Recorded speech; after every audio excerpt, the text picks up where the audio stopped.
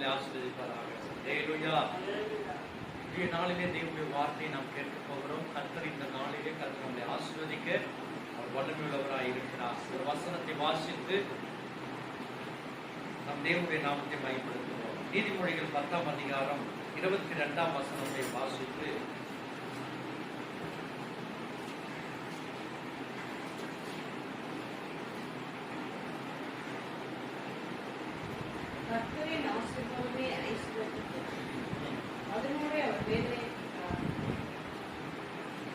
கர்த்தருடைய ஆசீர்வாதமே ஐஸ்வர்யத்தை தரும், அதனோடு அவர் வேதனையை. எல்லாரும் சொல்லிக்கலாமா? கண்களின் நீங்க கர்த்தரின் ஆசீர்வாதத்தை தேடுறாங்களா? உலக ஆசீர்வாதத்தை தேடுறாங்களா? மனுஷர் கொடுக்கிற ஆசீர்வாதத்தை தேடுறாங்களா? இல்ல கர்த்தர் கொடுக்கிற ஆசீர்வாதம்? இந்த காலை வேளையிலே இதை பார்த்து கொண்டிருக்கிற, இங்க சபைக்கு வந்திருக்கிற உங்களுக்கு தான் கர்த்தருடைய ஆசீர்வாதம். ஏன்னா நீங்க கர்த்தரை தேடிக்கொண்டு இருக்கிறீங்க. நம்ம கர்த்தரை தேடிக்கொண்டு இருக்கிறோம். கர்த்தரை தேடுகிறவர்கள் ஒரு நன்மையும் குறையப்படாது. கர்த்தரை தேடிக்கொண்டு இருக்கிறோம். அவர்களுக்கு தான் ஆசீர்வாதம். அதனோடு கூட அவர் வேதனையை கூட்டார்.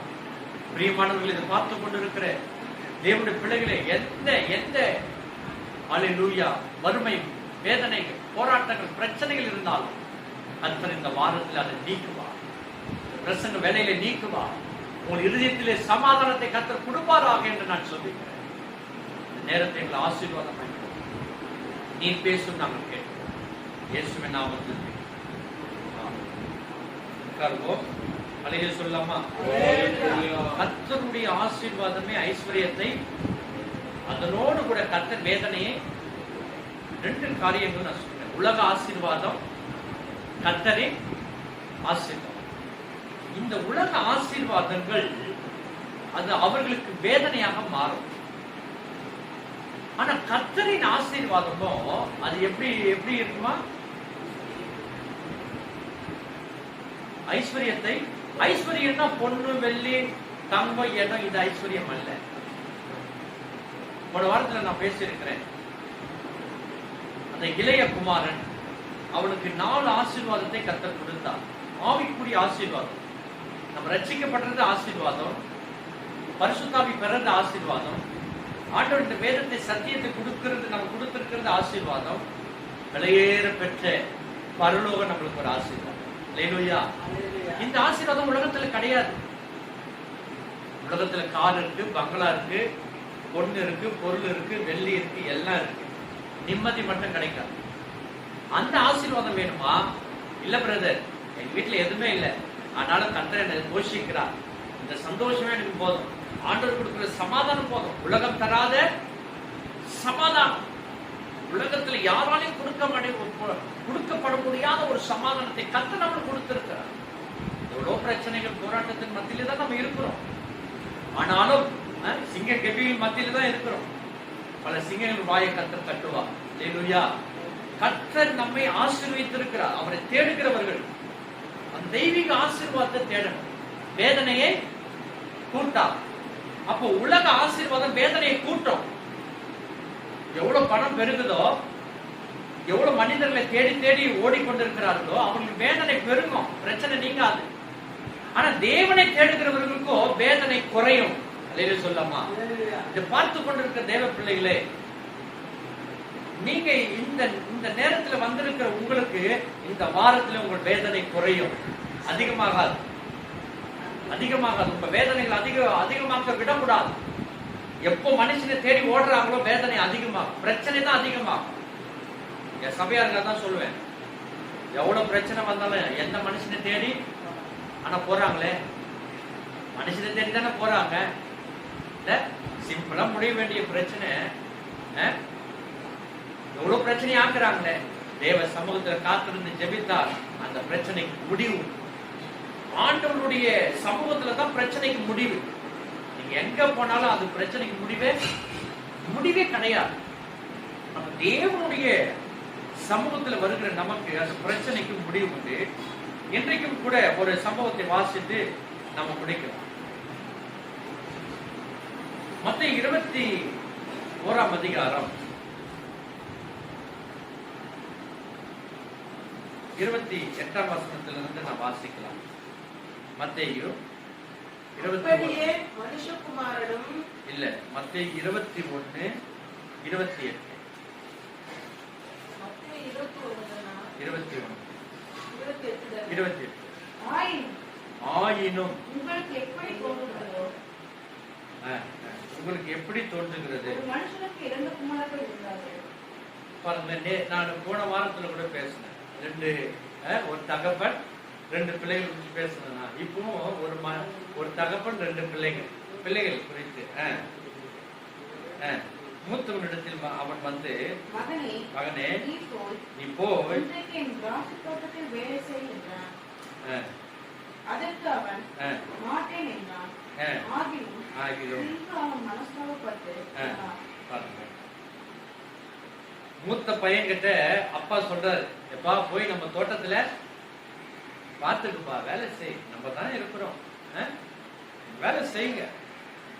அவன் என்ன பண்ணிட்டான்? எடுத்த உடனே என்ன சொல்லிட்டான்? போக மாட்டேம்மா, எனக்கு நிறைய வேலை இருக்குதுப்பா, நீங்க சொல்றதுலாம் நான் கேட்க முடியுமா? எப்பவுமே பாருங்களேன், நம்ம வீட்டுல அப்பா சொல்றது அம்மா சொல்றது பிள்ளைங்க கேட்கவே மாட்டாங்க. குடும்பத்துல பிரச்சனைகள் ஏன் முதல்ல பிரச்சனைகள் துவங்குகிறது? ஒரு வீட்டுல 4 பேரை சமாளிக்க முடியல, அப்பா அம்மா 2 பிள்ளைங்களை சமாளிக்க முடியுதா?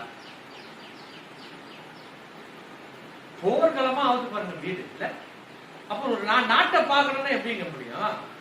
ஈஸியா குறை சொல்லிடுறோம்.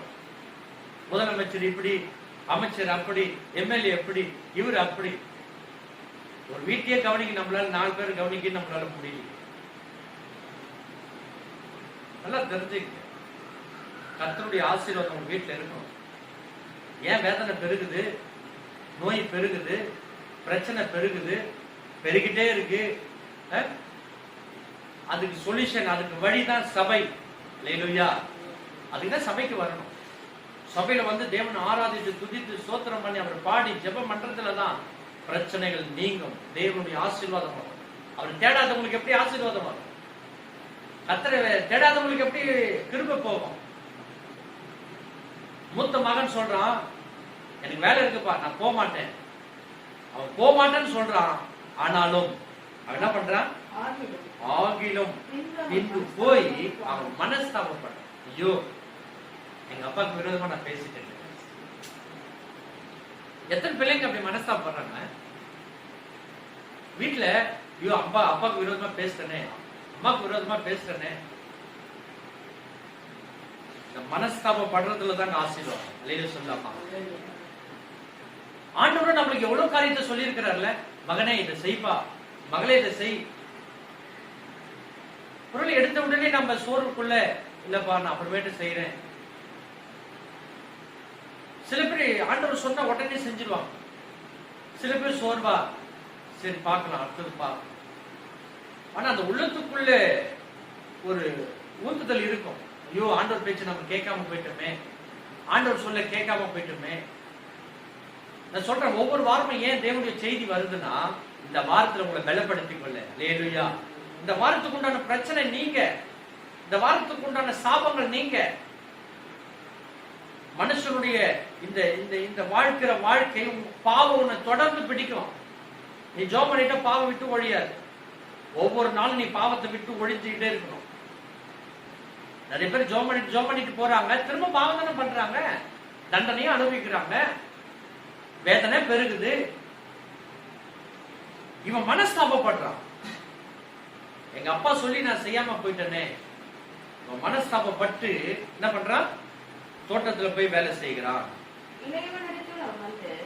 அந்த இளைய, அதாவது இவன் போலன்னு சொன்ன உடனே யார்கிட்ட போறாரு? அப்பா இளையவன் கிட்ட, இளையவன் கிட்ட, தம்பி கிட்ட போறாரு.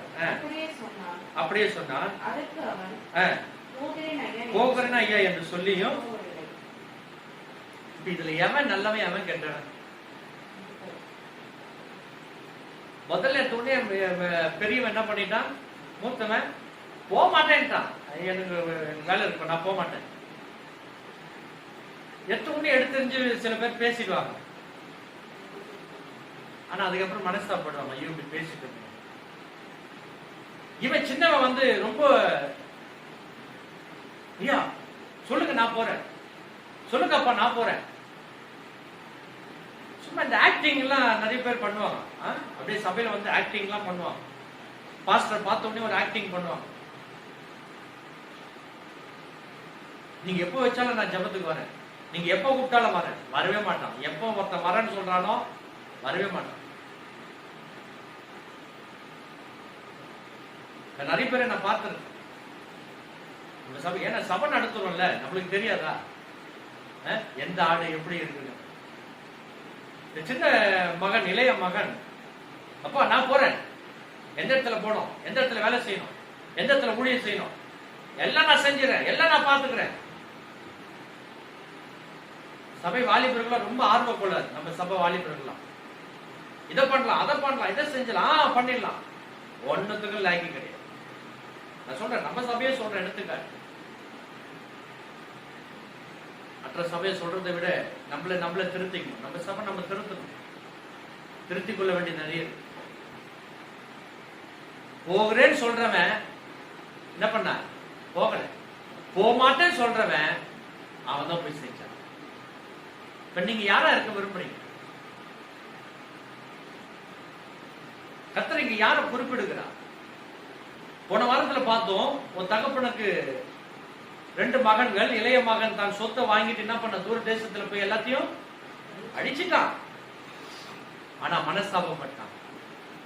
மரத்துக்கு விரோதமாக, என் தகப்பனுக்கு விரோதமா நான் பாவம் செஞ்சிட்டேன். பாவ உணர்வு இருக்கணும். நீங்க செய்யறது நான் பாவமே இல்லைன்னு சொன்னீங்கன்னா உங்களுடைய வாழ்க்கை அழிவு, நரகம் தான். நான் செஞ்சு தப்பே கிடையாது யார் சொல்றீங்களோ, நான் செஞ்சது கரெக்ட் அப்படின்னு சொல்றவங்க நரகத்துக்கு தான் ஆயத்தம். இடத்துல பாருங்க, 31வது வசனம் வாசிக்கலாம்.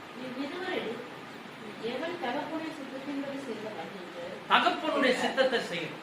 தகப்பனை பாருங்க, நம்ம ஆண்டவர் என்ன சொல்றாரோ அதை செய்யணும். நம்ம ஆண்டவர் என்ன சொல்றாரோ அதை செய்யணும். அது எதுவுமே செய்யக்கூடாது. தகப்பன் சொல்லாத எதையும் செய்யக்கூடாது. தகப்பன் சொல்லாமல் இருந்தோம் நம்ம துணிகரமாக செய்யக்கூடாது. தகப்பன் சொல்லியும் செய்யாம இருக்கக்கூடாது. பிரியமானவர்களே, தகப்பன் சித்தத்தை செய்தவன் என்று கேட்டார். அதற்கு அவர்கள் மூத்தவன் தான் என்றார்கள். நீங்களும் அதான சொன்னீங்கல்ல? யார சொன்னீங்க?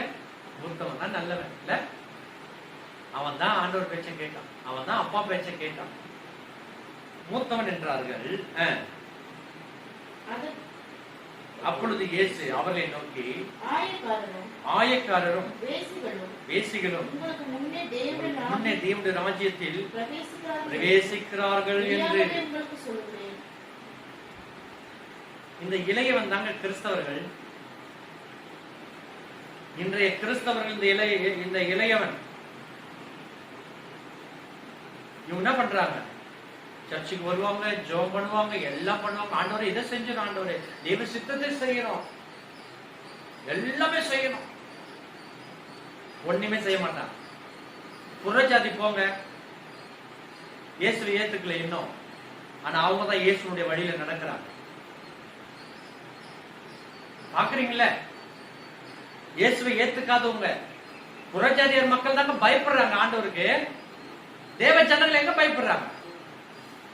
தேவ சித்தத்தை செய்யணும், ஊழியம் செய்யணும், அதை பண்ணணும், இதை பண்ணணும். ஒரு கன்றாவிக்கும் லாக்கி கிடையாது கிறிஸ்தவர். லாக்கி இல்லாத கிறிஸ்தவர். இயேசு சொல்றாரு பாருங்க, அந்த இடத்துல நீ கிடையாதுடா கிறிஸ்தவனே, ஞானஸ்தானம் எடுத்த கிறிஸ்தவனே, தேவன் சொல்லியும் செய்யாம இருக்கிற கிறிஸ்தவனே போகவே முடியாது. ஆனா உங்களுக்கு முன்னாடி யார் போறா? ஆயக்காரரும் வேசிகளும் முன்னே தேவனுடைய ராஜ்யத்தில் பிரவேசிக்கிறார்கள். மெய்யாக உங்களுக்கு சொல்லுகிறேன், ஏனென்றால் யோவான் நீதி மார்க்கமாய் உங்களிடத்தில் வந்திருந்தோம், நீங்கள் அவனை விசுவாசிக்கவில்லை. ஆயக்காரரும் வேசிகளுமோ விசுவாசித்தார்கள். அதை நீங்கள் கண்டும் அவனை விசுவாசியாகும்படியாக பின்பாகிலும் மனஸ்தாபப்படவும் இல்லை. முதல்ல ரட்சிப்பு யூதர்களுக்கு தான் வந்தது. இயேசுனுடைய குலம் யூத குலங்க, யூதர்களுக்கு தான் முதல் ரட்சிப்பு வந்தது. இயேசுவே சொல்றாரு, இஸ்ரவேல் வீட்டாருக்கே வந்தேன் ஒழிய நான் வேற யாருக்கும் வரல. முதல்ல ரட்சிப்பு கிறிஸ்தவர்களுக்கு தான். கேட்க மாட்டாங்களே, தலையாட்டுறாங்க, நல்லா இதை செஞ்சிடலாம், அதை செஞ்சிடலாம், இதை பண்ணலாம், அதை பண்ணலாம்.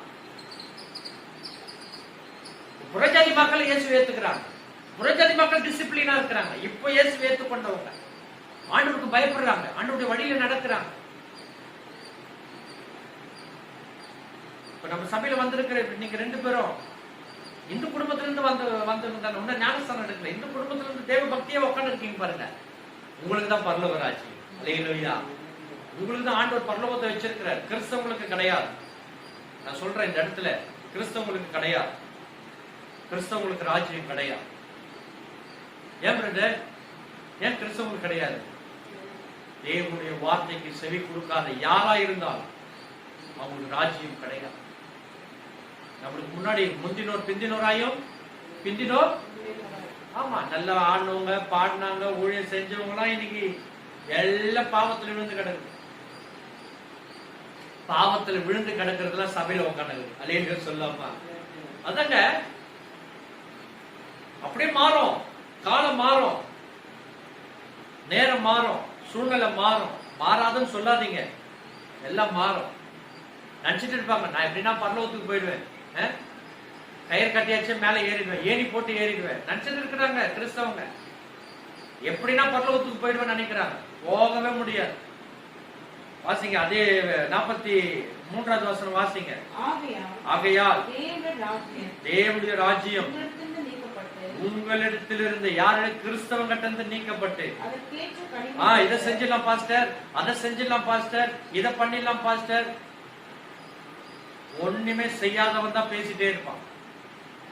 நல்லா சொல்ற பாருங்க, பேசுறவன் செய்ய மாட்டான், பேசாதவன் செஞ்சிடுவான். செய்களை காட்டணும் பாருங்க. பரலோக ராஜ்யம், தேவனுடைய ராஜ்யம் உங்களிடத்திலிருந்து நீக்கப்பட்டு அதற்கேற்ற கனிகளை தருகிற ஜனங்களுக்கு தான் கொடுக்கப்படும். பெரியவன் போக மாட்டேன்னா, ஆனா மனஸ்தாபப்பட்டு போய் வேலை செஞ்சா கிரியை கனி கொடுக்கணும். தோட்டத்துல போய் கனி கொடுக்கணும்.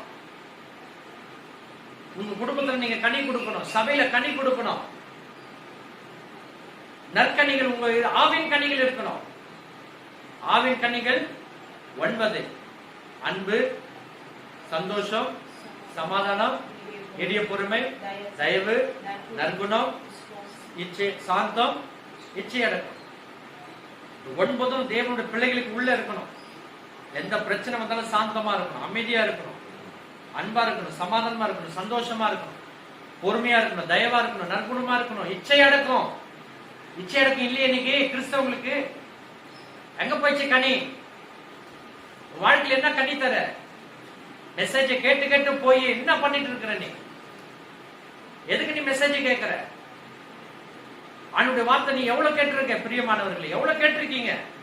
அது மாதிரி நடந்தீங்களா? இதோ ஐயா செய்கிறேன், ஐயா போகிறேன் ஐயா சொன்ன இளையவன் என்ன செஞ்சான்? ஆனா போக மாட்டேன்னு சொன்னவன் தான் போய் செஞ்சான். இன்னைக்கும் புறஜாதி மக்கள் காத்துட்டு இருக்கிறாங்க. இயேசு எப்போ எனக்குள்ள வருவா? இயேசுக்காக என் உயிரை கொடுக்க தியாகமா இருக்கிறேன். போய் பார்க்க கோயில்ல எத்தனை பேரு தேர் இழுக்கிறதுக்கும், அழகு குத்துறதுக்கும், தீல மிதிக்கிறதுக்கும், தன்னை காயப்படுத்தி ரெடியா இருக்கிறாங்க. கிறிஸ்தவன் தூக்கத்தை வெறுக்க முடியல. இயேசு உன்னை நேசிப்பாரா? அவனை நேசிப்பாரா? பக்தி உள்ளவனை கட்ட அவனுக்கு பக்தி இருக்குங்க. அவன் வணங்குற தெய்வம் தான் தவறா சூஸ் பண்ணிட்டான், பேசாத தெய்வத்தை சூஸ் பண்ணிட்டான். ஆனா அவன் பக்தி உண்மை, அவன் பக்தியில பொய் கிடையாது. கிறிஸ்தவம் பக்தி பொய், வேஷம். சபையில உட்காந்து வேஷம் போடுறது, சபையில உட்காந்து ஆண்டவரை அவமரியாதை பண்றது, துணிகரமா வந்து பந்தி எடுக்கிறது இல்ல. கர்த்தர் பரலோக ராஜ்யத்தை நீக்கிடுவார். நீக்கிட்டார்னா முடிஞ்சிச்சுங்க.